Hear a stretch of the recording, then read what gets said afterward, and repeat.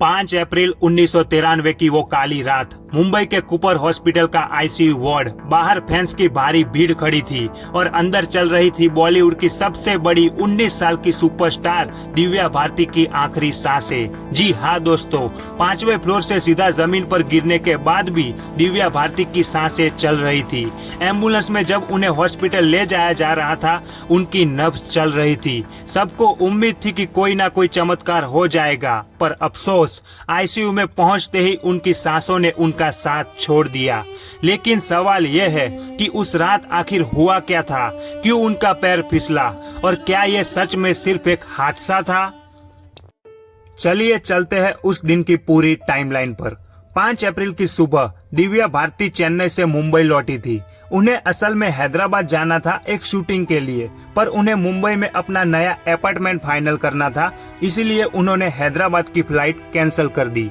किसी को नहीं पता था कि फ्लाइट कैंसिल करने का ये एक फैसला उनकी जिंदगी का आखिरी फैसला बन जाएगा।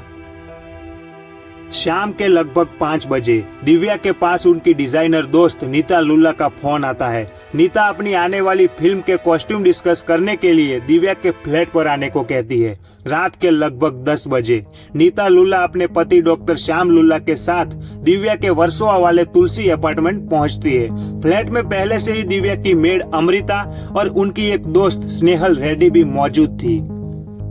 लिविंग रूम में सब बातें कर रहे थे, ड्रिंक्स चल रही थी। दिव्या थोड़ी निश्चित थी। बात करते करते वो उठी और बालकनी की तरफ चली गई। इस फ्लैट की बालकनी में कोई सेफ्टी रेलिंग या ग्रिल नहीं था, बस एक पतली सी दीवार थी। दिव्या उस दीवार की पट्टी पर बैठ गई और किचन में काम कर रही अपनी मेड अमृता से ऊंची आवाज में बातें करने लगी।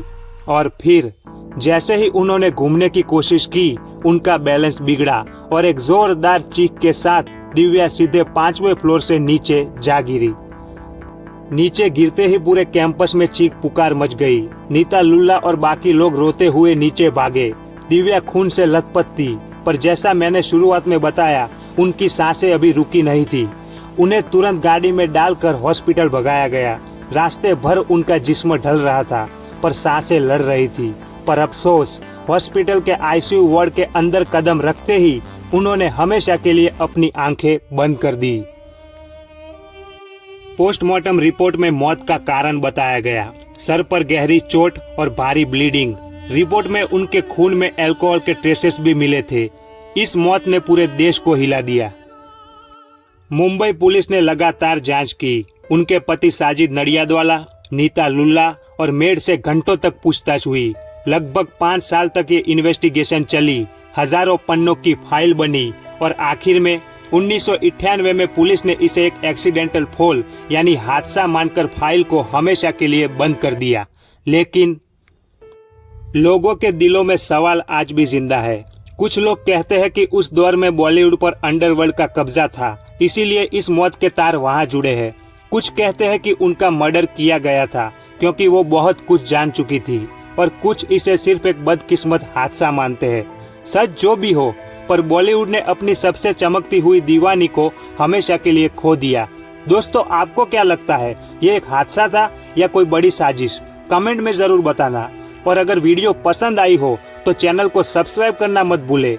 मिलते हैं अगले रेट्रो किस्से के साथ, तब तक के लिए बाय।